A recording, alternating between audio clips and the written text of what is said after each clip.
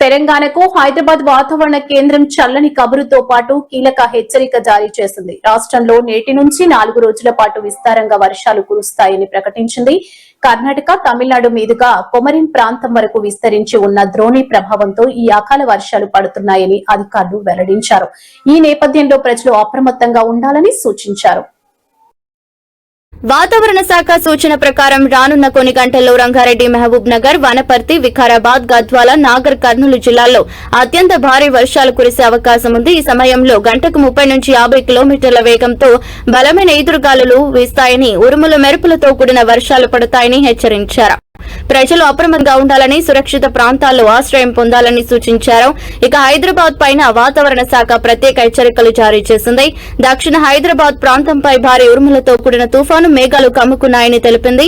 మహేశ్వరం, షాద్ నగర్ మీదుగా వస్తున్న ఈ మేఘాలు ఇప్పటికే నగరాన్ని తాకాయని, దీని ప్రభావంతో శంషాబాద్, రాజేంద్ర నగర్, బహదూరపుర, కార్వాన్, కాటైదాన్, చంద్రాయనగుట్ట, చార్మినార్, ఎల్బీ నగర్, వనస్థలిపురం, బండ్లగూడ, జాగిర్ వంటి ప్రాంతాల్లో భారీ నుంచి అతి భారీ వర్షాలు పడే అవకాశం ఉందని పేర్కొంది.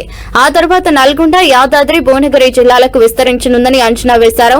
ఇప్పటికే జూబ్లీహిల్స్, బంజారాహిల్స్, పంచగుట్ట వంటి ప్రాంతాల్లో వర్షం కురుస్తోంది.